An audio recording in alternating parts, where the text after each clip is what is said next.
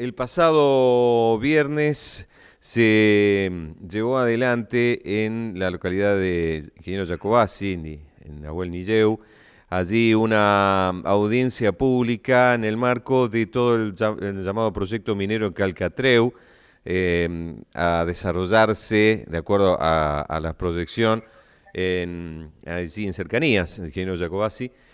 Una audiencia pública que, bueno, tuvo también claros reparos y oposición de organizaciones y de comunidades originarias de la Patagonia y que ameritó esto un acto y toda una consideración por fuera allí de donde se estaba cerrando la audiencia. Y bueno, para saber justamente cuál es el lugar en estos momentos que, en este caso, el Parlamento Mapuche Tehuelche tiene para decir justamente ante este proyecto. Estamos en comunicación ahora con Orlando Carriqueo, huerquén y vocero del Parlamento. Buenos días, Orlando, Mari. Mari Puen, bueno, un gusto conversar con ustedes. En principio, me gustaría saludar a las Pulamuen, a las mujeres de los pueblos indígenas, a las mujeres del pueblo mapuche, tehuelche, que hoy se celebra el Día de, de la Mujer Indígena, Ujú. y por supuesto que el reconocimiento a la inmensa lucha que dan las mujeres, las SOMO, que son las primeras que están defendiendo el territorio, las primeras que se enfrentan a la policía en las tranqueras, las primeras que se organizan para impulsar justamente las decisiones y frenar las empresas mineras. Bueno, la lucha está presente y en los pueblos indígenas tiene la fuerte presencia de la SOMO, de la mujer, ¿no? Ujú.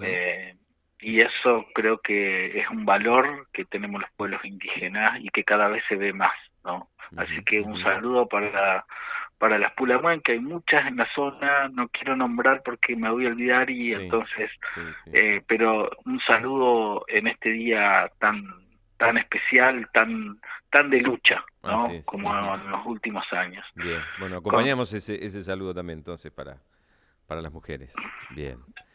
Orla em, con respecto a lo que venías comentando sí. de Ingeniero Jacobacci o Abuel Nilleo, como le decimos nosotros, se llevó adelante una audiencia pública que es un trámite administrativo que el Estado da para algunos proyectos que se ponen en teoría en discusión en esas audiencias públicas, pero la realidad indica que esas audiencias públicas son manejadas por los gobiernos, por las empresas que intentan de que el proyecto no tenga cuestionamientos, y lo que se evidenció es que este proyecto tiene un fuerte cuestionamiento desde el mismo momento que se presentó en los años 90, ¿no? Entonces, Ujú. la audiencia pública venimos anunciando que es solo un simple trámite administrativo manejado por los gobiernos y las mineras, y que no tiene el sentido y tampoco es vinculante. Lo que sí es vinculante, algo que ha obviado el gobierno explícitamente, y es eh, la consulta previa, libre e informada, ¿no? El proyecto Calcatreu está en la reserva Lipetren, una reserva que viene después de la campaña del desierto, Ujú. una reserva donde se asentaron las familias de el lonco Saigüe, uno de los últimos loncos en entregarse en esa campaña. Eh, y por supuesto que después esa reserva reconocida por el Estado, eh, se conformaron tres comunidades, ¿no? En un territorio de más o menos 180.000 hectáreas, Ujú. había alrededor de 300 familias. En el transcurso del tiempo, esa reserva se dividió en tres comunidades, pero con la obligación de respetar el territorio que es común, Ajá. y respetar las pautas en defensa del territorio. Eh, Esas tres comunidades son Peñimapu, Putrentu Lima Huiza y Nepuncurá.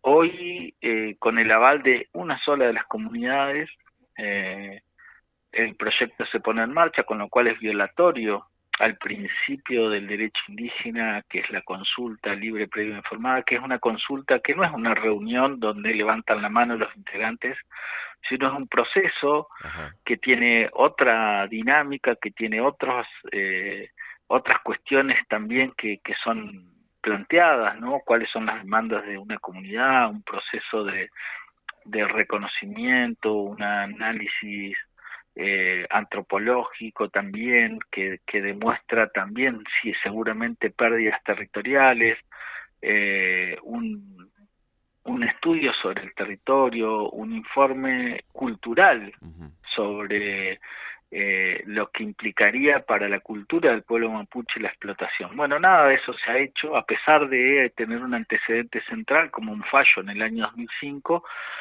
que fue impulsada por estas 3 comunidades, más una cuarta lindera también al proyecto, que es la comunidad Río Chico. Bueno, todo eso ha sido violado sistemáticamente por este gobierno para intentar llevar adelante un proyecto que está en cuestión, que está en duda. No hay agua para llevar adelante ese proyecto. Hay una negativa de las comunidades que forman parte de la reserva. Eso, por supuesto, y eso ha sido notificado la semana pasada. La comunidad Putrentu Lima Huiza le informó a la empresa Patagonia Gold, les envió una carta de documento, donde les intima suspender cualquier inicio de actividad bajo procedimiento de iniciar acciones civiles y penales, ¿no? Creo que lo más importante es lo civil, porque va a poner en jaque a las empresas, ¿no? Su patrimonio. Si la empresa Patagonia Gold se atreve a iniciar ese proceso y lo lleva adelante, la comunidad va a estar legitimada para iniciar un proceso de consulta. Y si la empresa Patagonia Gold dice que va a sacar $2.000 millones de eso en el transcurso de los 5 años, tendrá que pagar esos $2.000 millones más otros $2.000 millones que le podrá reclamar por romper un territorio comunitario indígena, que es un delito violatorio de los derechos humanos, del derecho indígena, y está condenado internacionalmente. Así que creo que un análisis mucho más serio y mucho más centrado en el derecho indígena, que lo podemos ejercer, no le daría las condiciones a la empresa para iniciar ese proyecto, porque no ha hecho la consulta, y aparte hay mucha de la sociedad jacobasi que no se pudo expresar porque le militarizaron la zona. Se sorprendía la gente de la recorrida de la policía montada, de la policía motorizada, que anduvo amedrentando con su sola presencia y recorriendo de noche y de día, 48 horas antes de la audiencia.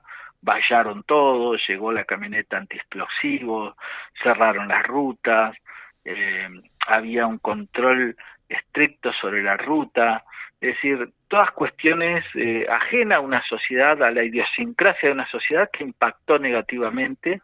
Y bueno, eso es el extractivismo, ¿no? La violación sistemática de los derechos, de las garantías constitucionales, de los preceptos de la democracia, y por supuesto hay una responsabilidad única y central, que es del gobernador Beretinec. El gobernador Beretinec ha impulsado esto, y para eso ha violado todas las normas, ¿no? Él piensa que va a gobernar 100 años, no, pero posiblemente en los próximos 4 años ya no esté más, ¿no? Y va a ser historia, y una página negra de la historia de Río Negro. Indicás allí, Orlando, justamente de que, más allá de que justamente no se hicieron las consultas allí en las comunidades, aparentemente solamente en una forma personal. Allí indicabas que una consulta a la comunidad tiene todo un proceso, el cual no se ha dado. Desde el gobierno, y bueno, también esto acompañado por legisladores y demás, han indicado que ha habido un estudio y esta comisión, el COPAEN, que ha dado como satisfactorio el proyecto, inclusive con un estudio de impacto ambiental aparente.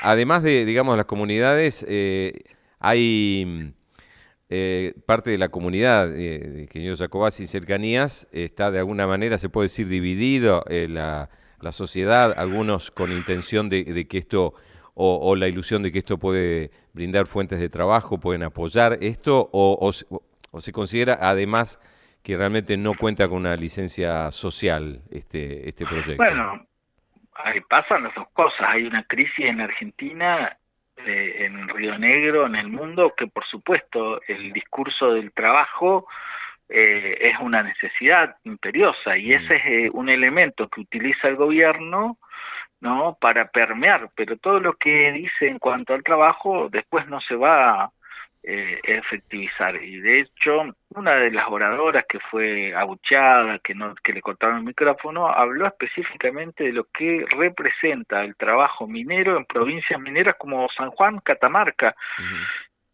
el impacto de la pobreza. Mire, esas Catamarca y San Juan son provincias pobres a pesar de tener proyectos mineros de grandes dimensiones, con lo cual obviamente que todo el discurso oficial se cae por su propio peso y por los ejemplos que trae. Lo que sí pasa es que, habiendo una necesidad laboral, la gente no analiza estas cuestiones, el común de la gente no analiza estas cuestiones. Mucha gente sí lo piensa, lo analiza y sabe lo grave que es que una minera se asiente cerca de un territorio, porque afecta todo, afecta no solo el lugar específico donde se desarrolla, sino que hay una afectación en un radio enorme, ¿no?, de la zona, que incluye las localidades Jacobacci, lugares del Chubut, porque estas cuencas donde está el proyecto caen para el lado de Chubut, o sea que toda la contaminación es muy posible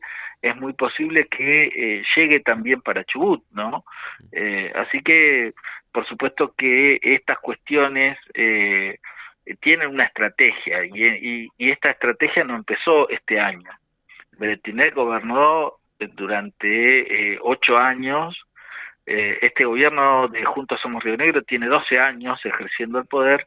Beretinet gobernó los primeros 8 años. En estos últimos 4 se acentuó una falta de política de acompañamiento al sector productivo por excelencia de la región sur, que ha sido la ganadería y la lana.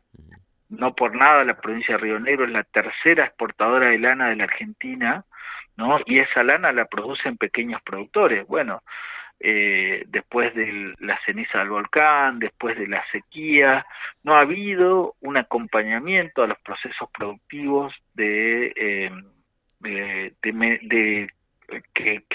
son históricos, ¿no?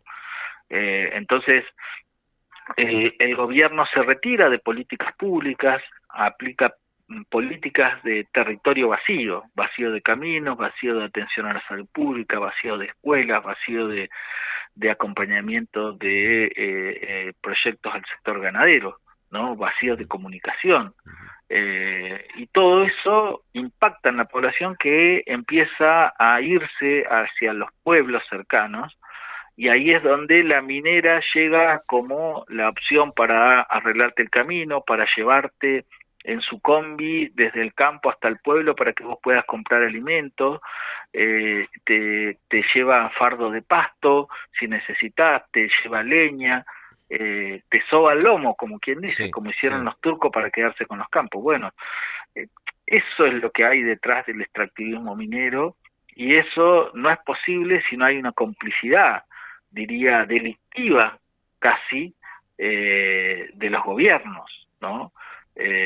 Delictiva en el sentido de que, para hacer esto, más allá de aplicar políticas que vacían el territorio, después se violan sistemáticamente leyes, constituciones, se modifican constituciones para llevar adelante esto, y se dejan de lado las garantías y las obligaciones que tiene el Estado, ¿no? Porque una de las obligaciones que tiene el Estado es resguardar la proyección de los pueblos indígenas, es una obligación devenida de un genocidio del cual todavía la Argentina no habla, y muchos países de Latinoamérica tampoco, ¿no? Entonces, ¿a dónde va el oro que supuestamente se va a sacar? A las arcas, al exterior. O sea, la Argentina no produce produce oro para algún tipo de industria acá, no, es para llevarlo al exterior, para tenerlo en los bancos y para seguir acumulando capital y concentrando capital, ¿no? Entonces, me parece que bajo el discurso del progreso y de las luces se llevan adelante estas cuestiones. Y como vos decías, el COPEAM, una de las cuestiones que dejó afuera la comunidad Puchántu-Limahuiza, aparte de esa reserva indígena, dejó fuera el CODESI, el organismo que interviene en la cuestión indígena en la provincia de Río Negro, un organismo de cogestión entre las comunidades y el Estado, y al mismo Parlamento mapuche, ¿no?, que está reconocido como una organización de representación política del pueblo indígena y de las organizaciones mapuche en la provincia de Río Negro. Bueno, nada de eso se ha respetado. El COPEAM fueron, levantaron la mano. Mire, para ser claro, Sí. es una de las ONG, creo que la única que se presentó. Sus integrantes son de la sociedad rural, son los San Antonín. Hay dos hermanos San Antonín en esa, o uno, no En recuerdo bien esa ahora, en esa ONG. Ujú. ONG que dijo está todo bien, un informe de 2.831 páginas que tiene una parte totalmente en inglés, con lo cual es violatorio del derecho a la información, Ujú. ¿no? No solo de la comunidad, sino de la sociedad. Y todo eso es lo que se llevó adelante, una puesta en escena. Los que estaban en la audiencia pública eran familias de funcionarios que trabajan en el Estado, en los municipios que fueron obligados a inscribirse, ¿no? Entonces, todo eso, por supuesto que no solo es ilegal, sino que es una trampa en la cual se legitima procesos que van a tener un alto impacto para toda la sociedad. Orlando, te agradecemos mucho toda la información contundente allí. Estaremos en contacto en breve, cualquier novedad que vaya surgiendo, ¿eh? Sí, Muchas gracias. no quiero, bueno, Sí, gracias, y no quiero dejar de resaltar sí, por favor. mañana la movilización, porque bueno, ahí estamos acompañando a la familia Villa por el Ujú. asesinato que ha Bien. sufrido y otros casos de gatillos fáciles, así que hay que acompañar la movilización de mañana en pedido de justicia y de otros casos tan resonantes como el de Otoño Uriarte, que ocurrió hace muchos años y que muestran que hay un proceso de degradación de la justicia y de la violencia institucional muy presente en la provincia de Río Negro. Muchas gracias, Orlando, ¿eh? Te mandamos un abrazo, ¿eh? Buenos días. Abrazo. Gracias. Orlando Carriqueo, huerquén y vocero del Parlamento Mapuche Tehuelche.